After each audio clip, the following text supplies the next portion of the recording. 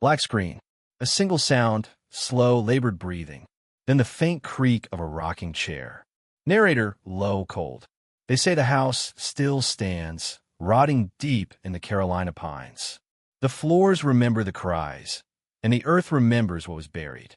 For 60 years, they whispered about what the plantation owner did when his daughter lost her sight, and how he tried to make her see again through others' flesh. Lightning cracks. The image of a pale, blind girl flashes across the frame. Eyes white, lips stitched. What was born there should have never drawn breath. Carolina, 1849. The air was heavy with rot and sermons. The Latimer plantation stretched across 900 acres of pine and swamp, a monument of decaying wealth and quiet madness. Its owner, Silas Latimer, was a man whispered about even in his own time. A failed preacher turned planter, obsessed with purity, blood, and divine order. When his only daughter, Eleanor, went blind at 12, Silas withdrew from society entirely. He dismissed his workers, then purchased 11 slaves from New Orleans, all chosen for their vitality and unspoiled lineage. What he planned, no one knew. The few who ventured near the property at night claimed to see lamplight glowing from the barn, moving like lanterns in procession.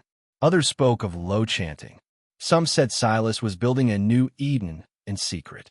By 1851, not a single hired hand had been seen again.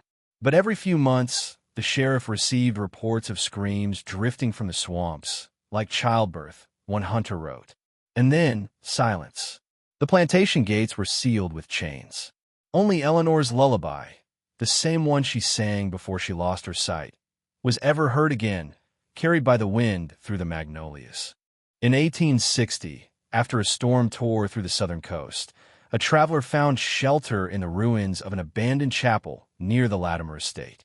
Inside, he discovered 11 coffins, each unmarked, their lids nailed shut with iron spikes. A local coroner later noted the wood was newer than the chapel itself. But what truly disturbed him was that each coffin was filled not with a single body, but with 2 sets of remains, pressed together as if grown from one form. Rumors erupted across neighboring towns. The plantation had become a forbidden landmark. Locals began to refer to it as the place where the eyes were buried. Preachers warned their flocks not to approach. Hunters claimed the soil around the manor moved, pulsing, shifting, as though something beneath it still breathed. One record, found decades later in a destroyed courthouse archive, described a peculiar entry in a parish ledger dated 1854. Latimer child, born sighted, buried nameless. No further births were recorded on the plantation after that date. Whatever had been attempted there had ended violently.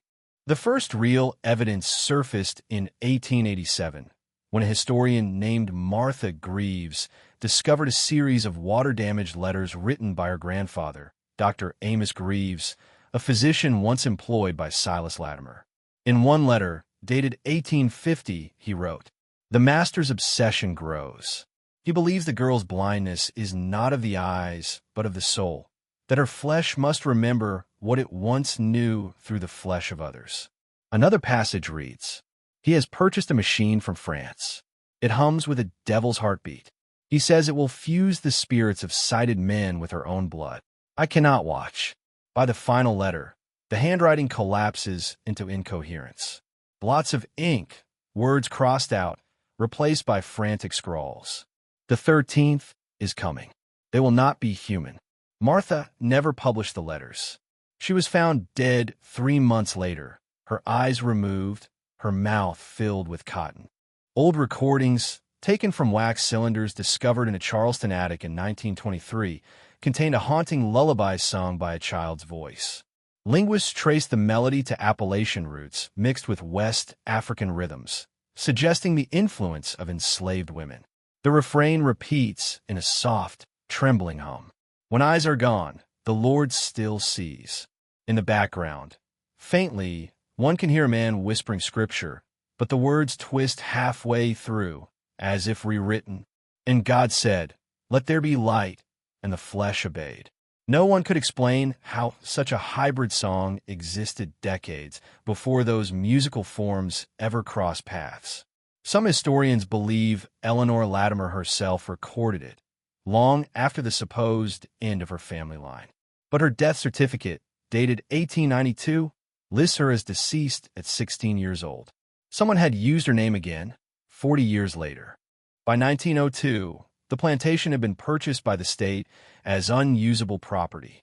Workers sent to clear it refused to stay overnight. They claimed to see figures in the fog, blind, moving towards sound. A carpenter reported finding a locked nursery inside the decaying mansion. Inside, 11 wooden cribs arranged in a circle. Each bore a name carved in Latin. At the room's center stood a chair made entirely of bones, animal, perhaps human, and a mirror above it, blackened by age. When the workers broke the mirror, a foul liquid seeped from the cracks like blood mixed with tar. The foreman burned the house to the ground that same day.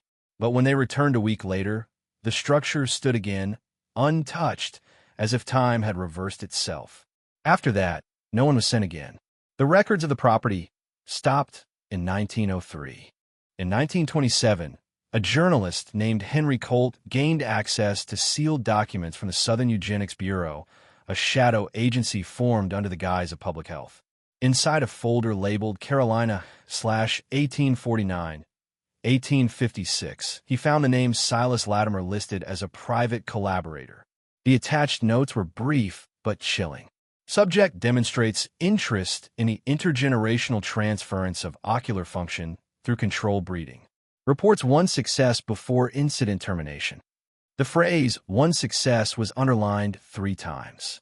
Colt's notes mention a strange encounter at the Bureau's basement archive. A clerk, pale and nervous, whispered, "It wasn't science. It was worship." Within weeks, Colt vanished while traveling to Charleston to interview the surviving relatives of Dr. Greaves. His car was found abandoned beside a marsh. Inside the trunk, his typewriter, a cracked photograph of a girl with white eyes, and a torn map marked with one word, hollow. The Bureau denied any knowledge of the case, but the files disappeared soon after. Only the cover sheet remains, stamped with the word obscura.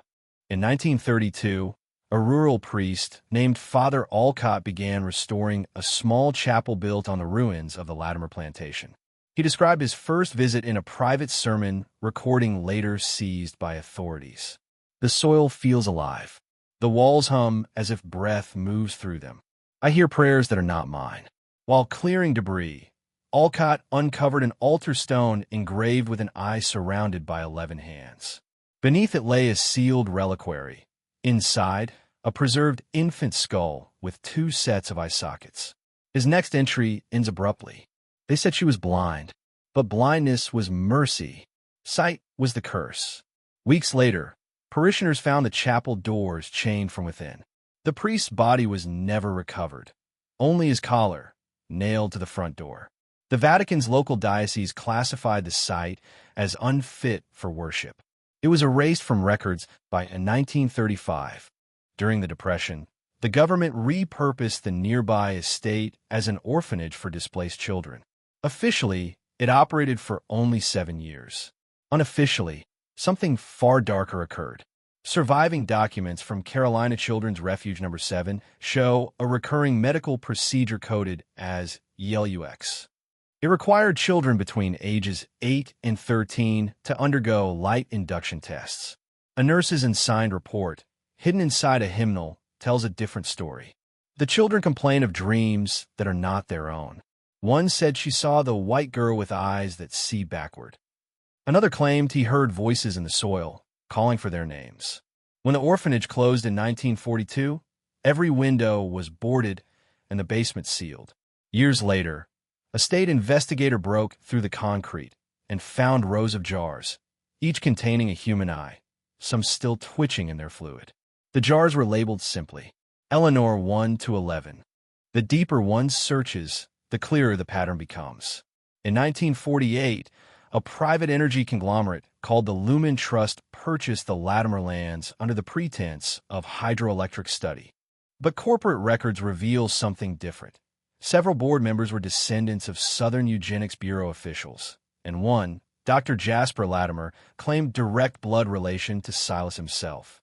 A declassified memo describes the construction of a subterranean facility to study residual anomalies from pre-war human experimentation. Locals reported unnatural lights emanating from the swamp, like stars sunken beneath the earth. A fisherman who ventured too close said he heard a child humming through the reeds.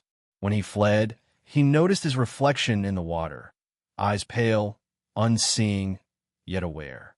Weeks later, he took his own life, carving a single phrase into his shack's wall. The blind will guide U.S. home. The Lumen facility closed abruptly in 1950 after an internal explosion. Official cause: electrical malfunction. Unofficial rumor: something woke beneath the soil. In 1951, a genealogist working for the federal census uncovered a disturbing anomaly. 11 families in the Carolinas traced their lineage to one unrecorded plantation birth in 1854, the same year the Latimer success was rumored to occur. All 11 family trees contained identical gaps: no listed mother, no baptism, no record of origin. Yet their descendants shared a peculiar genetic trait: a faint, milky film developing across their pupils by early adulthood. Those afflicted reported night visions of a white mansion burning in reverse, flames folding inward, screams turning to song. Several sought psychiatric help. Their testimonies align eerily. She comes when we sleep. She asks to see through us. The genealogist compiled the findings under the title The Latimer Pattern. 3 months later, he vanished, leaving only his spectacles, lenses fogged completely white. No official record of his disappearance exists. Whispers among post-war spiritualist circles spoke of a secret order calling itself the 12th Eye, claiming descent from the sighted child. Members believed Eleanor Latimer never died. They taught that she achieved a form of transcendent vision by merging her blood with the essence of those who once saw for her. Their gatherings took place in abandoned grain silos and empty schoolhouses, always lit by a single candle ringed with mirrors. Initiates were blindfolded and told to repeat the phrase, "When I close my eyes, I see the truth." Investigators infiltrating one meeting in 1953 described rhythmic chanting followed by convulsions. When the lights returned, every participant's eyes were rolled completely white, yet they claimed they could see the world beneath this one. No arrests were made. The Bureau of Investigation sealed the case under religious anomaly. But the order never truly vanished. It simply changed its name and moved its meetings underground. In 1964, a dying monk from Charleston's Abbey of St. Jude confessed to a sin older than his vows. His name was Brother Calhoun, once a novice under a defrocked priest named Father Alcott. Calhoun admitted to burying a child that never died. He described Eleanor's remains, or what he believed were hers, as preserved by the Lord himself, unspoiled, her eyes open as if seeing heaven. He added, "She whispered through the soil, said the world above was not finished. That sight was a disease that must be cured." The monk's body was exhumed weeks after his death. His eyes were missing. In their place, small glass-like stones, smooth as river pearls. When pressed to the ear, witnesses claimed they heard a heartbeat. By the 1970s, a wave of field recordings collected across the Deep South included variations of a single forgotten lullaby, Eleanor's Song. Ethnomusicologists noted its reappearance among communities hundreds of miles apart, always sung by women who claimed to have dreamed it. When played backward, one version revealed hidden whispers beneath the melody. "The light is the wound. The blind are the healers." A recording technician destroyed the master tape after his wife awoke blind the following morning. Despite suppression efforts, the melody resurfaces every few decades, woven into hymns, children's songs, even film soundtracks.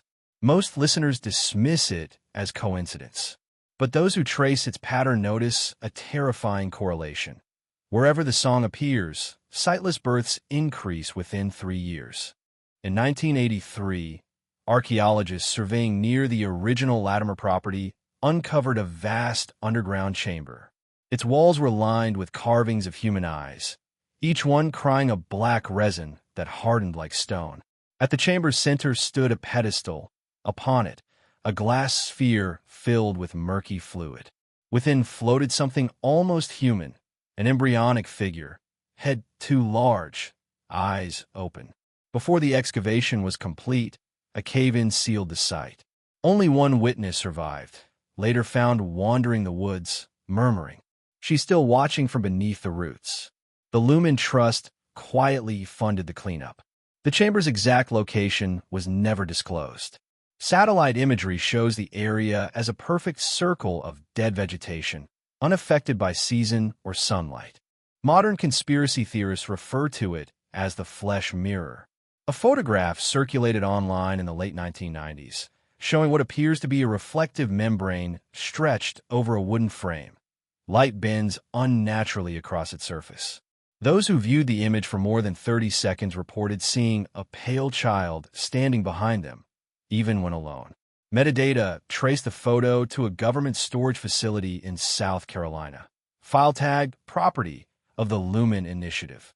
The file description reads, recovered artifact from secondary chamber, Latimer site. Responsive surface. Emits vocal harmonics when exposed to human breath. The photo was deleted from all servers within 24 hours. But fragments remain, copied, shared, whispered. And some claim if you stare long enough into any mirror at night, you'll see her too, the blind girl with open eyes. Those who return to the Latimer woods speak of a deep hum beneath the soil, like machinery grinding underfoot.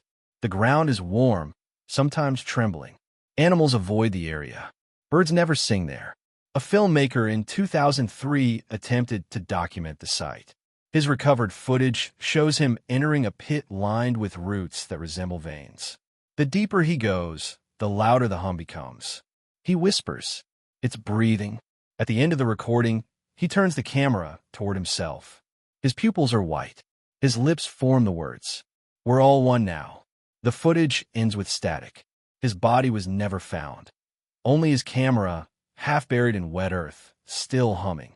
DNA studies in 2010 revealed an unexplained cluster among certain families in the Carolinas, a genetic sequence unrelated to any known ancestry, nicknamed Eline.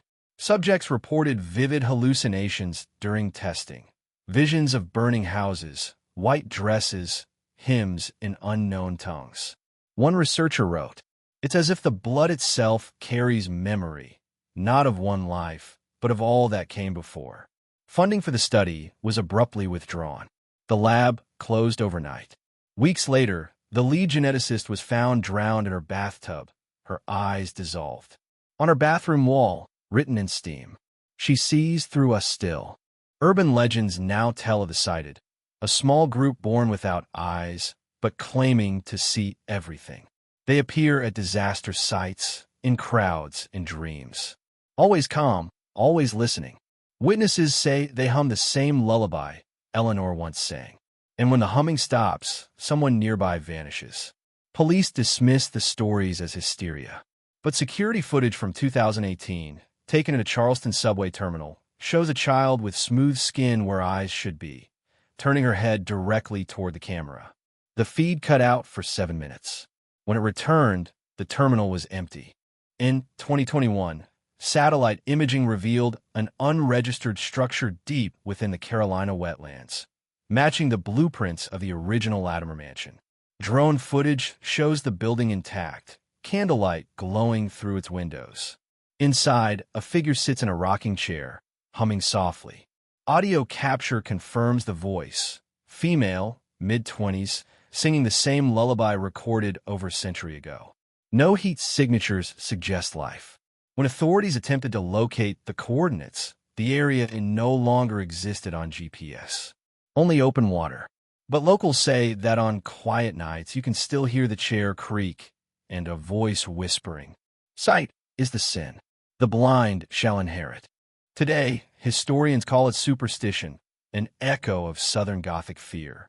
But every few years, someone uncovers a new piece, a journal, A photo, a name scratched into an old coffin lid. The pattern never dies.